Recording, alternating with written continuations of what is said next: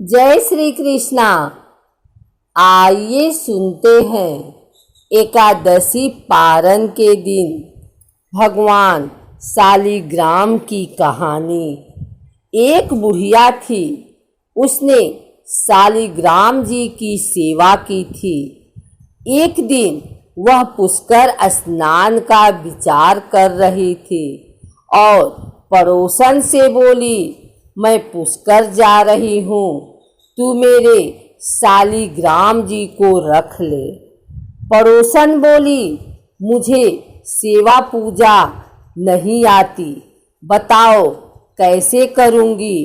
बुढ़िया बोली, सवेरे इनको उठाना, लोटा भर के लाना, आते समय बगीचे से पुष्प तुलसी लाना, भगवान को जल व कच्चे दूध से नहलाना, चंदन लगाकर पुष्प तुलसी चढ़ाना, दूध का भोग लगाना, दोपहर को रसोई जो बना हो उसका भोग लगाना, शाम को दिया जलाना, ऐसे सेवा पूजा करना। बुढ़िया यह कहकर चली गई। पड़ोसन ने बुढ़िया के कहे अनुसार वैसा ही किया, पर भगवान की थाली से भगवान नहीं जिमते थे, दूध नहीं पीते थे। ये देख वो चिंता में पड़ गई। पड़ोसन बोली, भगवान आपकी मालकिन आएगी तो कहेगी, मेरे भगवान को दुबला कर दिया, अभी 1 महीना है, आप जिम लो तो मैं भी जिम लूँगी, नहीं तो वैसे ही भूखी बैठी रहूँगी।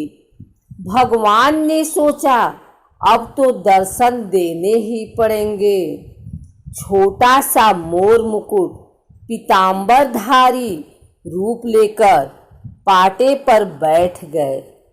दूध पी लिया व खाना को जीम लिया। रोज ऐसा ही होता रहा।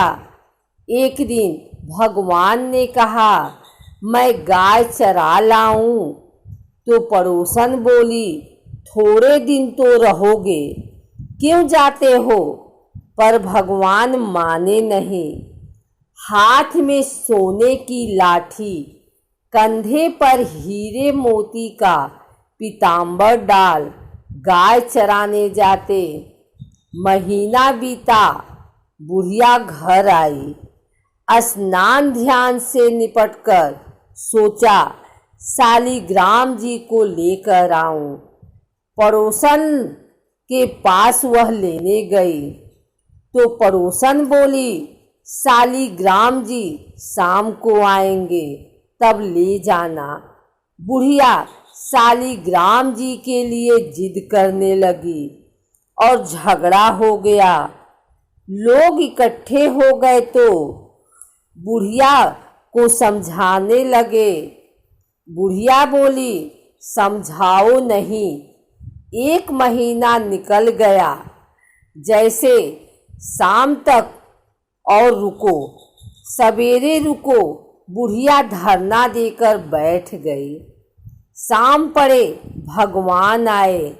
गायें उनकी जगह छोड़ भगवान मंदिर में विराजमान हो गई। पड़ोसन बुद्धि से बोली, ले जाओ, तुम्हारे भगवान आ गए हैं। भगवान से बोली, भगवान बुद्धि को भी रूप दिखा दो, नहीं तो ये मेरे प्रति अविश्वास करेगी। भगवान ने मोर मुकुट पीताम्बर भर हाथ में सोने की लाठी लेकर दर्शन दिया। भगवान ने भोले भक्तों को दर्शन दिए, वैसे सबको देना। एक और कथा के अनुसार माता तुलसी का असली नाम वृंदा था। उनका जन्म राक्षस कुल में हुआ था, लेकिन वह श्री हरि विष्णु की परम भक्त थी। वृंदा जब बड़ी हुई तो उनका विवाह जलंधर नामक असुर से करा दिया गया। वृंदा भगवान विष्णु की परम भक्त तो थी ही, साथ ही वह पतिव्रता स्त्री भी थी। उनकी भक्ति और पूजा के कारण उनका पति जलंधर अजेय होता गया और इसके चलते उसे अपनी शक्तियों पर अभिमान हो गया और उसने स्वर्ग पर आक्रमण कर देव कन्याओं को अपने अधिकार में ले लिया। इससे क्रोधित होकर सभी देव भगवान श्री हरि विष्णु की शरण में गए और जलंधर के आतंक का अंत करने की प्रार्थना की। परंतु जलंधर का अंत करने के लिए सबसे पहले उसकी पत्नी वृंदा का सतीत्व भंग करना अनिवार्य था। भगवान विष्णु ने अपनी माया से जलंधर का रूप धारण कर वृंदा के पतिव्रत धर्म को नष्ट कर दिया और इसके परिणाम स्वरूप जलंधर की शक्ति क्षीण हो गई और वह युद्ध में मारा गया।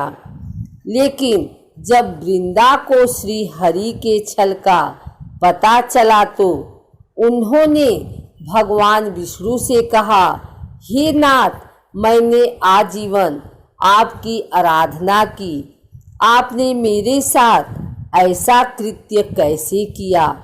इस प्रश्न का कोई उत्तर श्री हरि नहीं दे पाए और तब वृंदा ने भगवान विष्णु से कहा कि आपने मेरे साथ एक पाषाण की तरह व्यवहार किया।